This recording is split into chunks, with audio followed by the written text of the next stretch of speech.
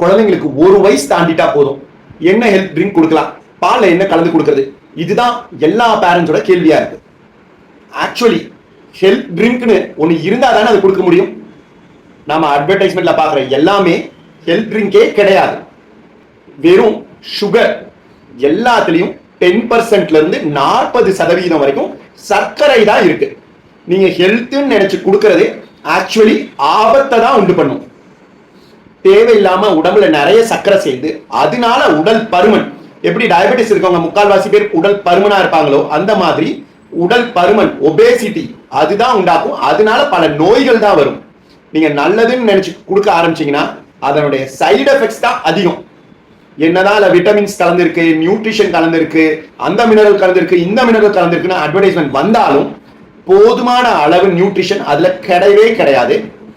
சர்க்கரையோட சேர்ந்து விஷத்தோட சேர்ந்து சில அமுதமும் கொடுக்குறேன் அப்படின்னு சொன்னா அதை நம்பி குடிப்போமா? இல்ல தானே.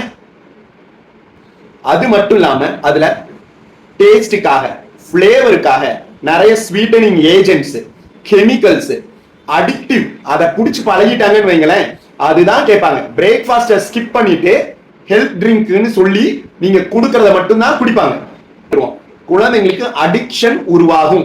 இதுக்கு பதிலா என்னென்ன ஆல்டர்னேட்டிவ் கொடுக்கலாம் அப்படிங்கறத அடுத்த பதிவுல சொல்றேன். நம்ம வீடியோ உங்களுக்கு பிடிச்சிருந்ததுன்னா தவறாம சப்ஸ்கிரைப் பண்ணுங்க.